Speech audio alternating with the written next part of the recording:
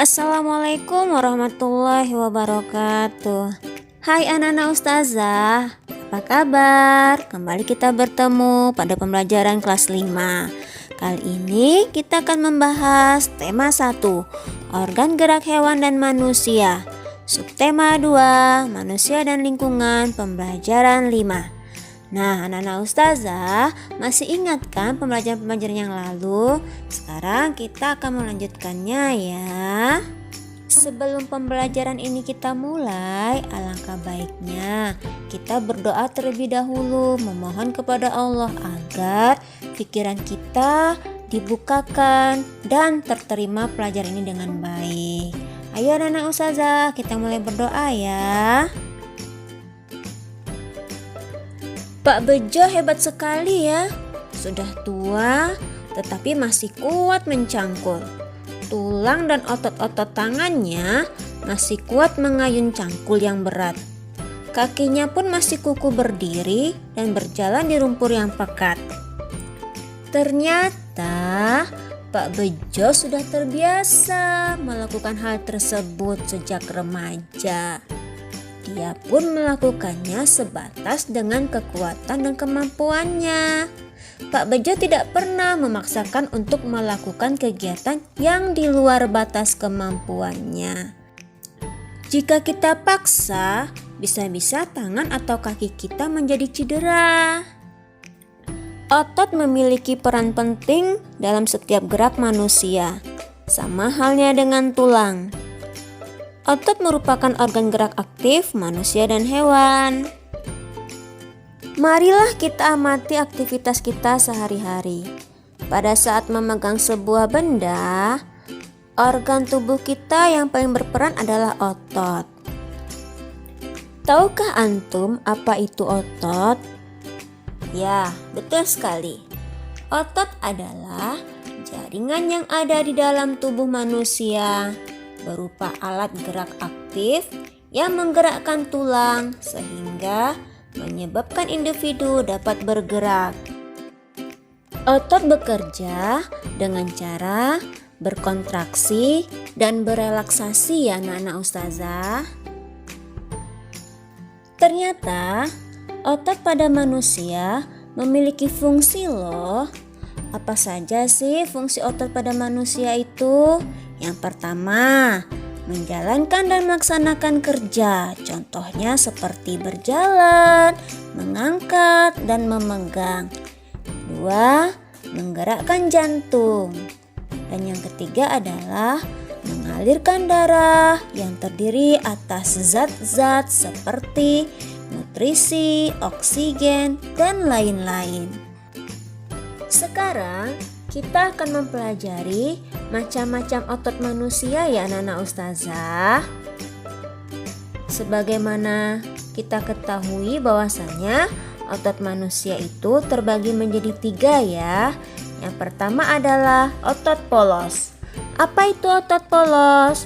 Otot polos adalah otot yang bekerja tanpa kesadaran kita, yang dipengaruhi oleh sistem saraf tak sadar atau saraf otonom. Otot polos dibentuk oleh sel-sel yang berbentuk gelondong, di mana kedua ujungnya runcing dan mempunyai satu inti sel. Otot polos ini memiliki ciri-ciri ya anak-anak ustazah.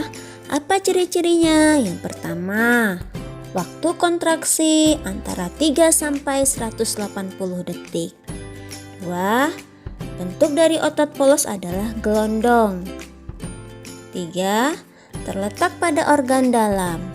4. Memiliki satu inti sel yang berada di tengah. 5. Pergerakannya lambat dan mudah lelah. 6. Dipengaruhi oleh syaraf otonom. 7.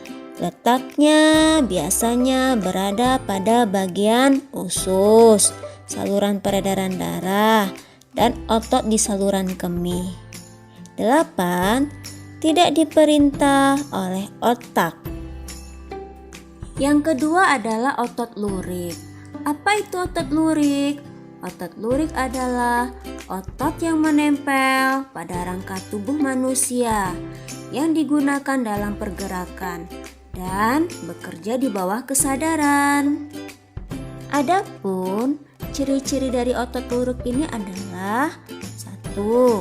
Bentuk silindris dengan garis gelap terang. 2. Melekat pada rangka.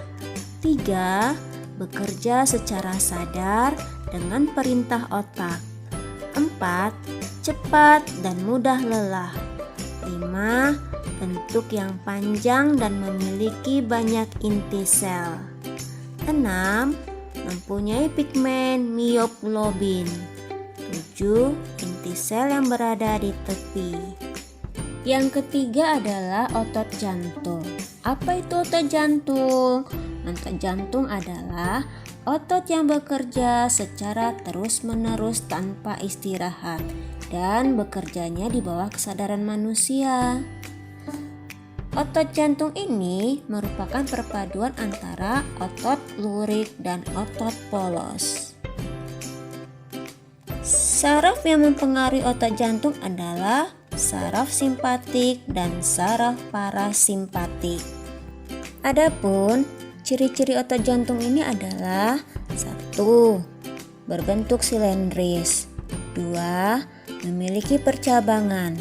3. Terletak pada jantung. 4. Memiliki satu inti sel yang berada di tengah. 5. Bekerja tanpa kesadaran manusia. 6. Bekerja terus-menerus dan tidak membutuhkan istirahat. Nah, sampai di sini apakah anak-anak ustazah sudah paham? Jika anak-anak ustazah sudah paham, sekarang lihat bukunya halaman 107. Ayo mencoba. Anak-anak ustazah diminta untuk menunjukkan di mana letak otot polos, otot lurik, dan otot jantung. Hubungkan dengan menggunakan garis ya. Silahkan dikerjakan. Bagaimana anak-anak ustazah? Mudah bukan mengerjakannya? Nah, jika sudah selesai, sekarang lihat bukunya halaman 108. Ayo membaca. Terdapat teks yang berjudul Otot Manusia. Ingat, dalam membaca yang perlu diperhatikan adalah lafal, intonasi, dan tanda baca. Setelah anak-anak ustazah selesai membacanya, ustazah minta kepada antum semuanya untuk menemukan ide pokok masing-masing paragraf dari teks otot manusia. Ustazah contohkan ya. Pertama, paragraf 1. Ide pokoknya adalah, ingat ide pokok di mana letaknya? Biasanya di awal paragraf atau di tengah paragraf atau di akhir paragraf. Setelah kita membaca teks tersebut, sudah kita temukan ide pokok paragraf 1 ternyata terletak di awal paragraf yang berbunyi, otot-otot dalam tubuh manusia memiliki beberapa fungsi, tetapi fungsi yang utama adalah untuk bergerak. Ternyata mudah kan mencari ide pokok pada setiap paragrafnya? Nah, sekarang anak-anak ustazah silakan untuk mencari ide pokok paragraf 2, paragraf 3, paragraf 4, paragraf 5, dan paragraf 6.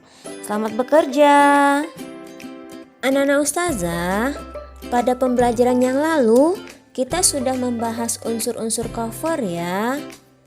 Nah, agar mendapatkan hasil gambar cover yang baik, maka kita harus melakukan langkah-langkah sebagai berikut. Yang pertama adalah memahami isi bacaan terlebih dahulu. Yang kedua yaitu menentukan terlebih dahulu desain latar atau backgroundnya. Ada dua macam desain dalam membuat cover ya anak-anak ustazah. Yang pertama adalah cover dengan latar berwarna putih dan tulisan sederhana. Pada jenis cover latar berwarna putih ini tidak ada gambar yang memenuhi halaman ya. bahkan terkadang hanya berisi judul, nama pengarang, dan nama penerbit. Yang kedua adalah cover penuh warna dan gambar. Pada jenis ini, bagian yang dominan adalah pertama gambar ilustrasi dan yang kedua adalah judul. Selain itu juga disajikan permainan warna yang mencolok dan bervariasi anak-anak ustazah. Berdasarkan keterangan ustazah tadi, apakah anak-anak ustazah bisa memahaminya? Jika bisa memahaminya, alhamdulillahirrahmanirrahim. Akhirnya tuntas sudah pembelajaran kita hari ini. Semoga pembelajaran kita menyenangkan. Dan ustazah tutup dengan mengucapkan alhamdulillahirrahmanirrahim. Assalamualaikum warahmatullahi wabarakatuh. Sampai bertemu kembali pada pembelajaran selanjutnya.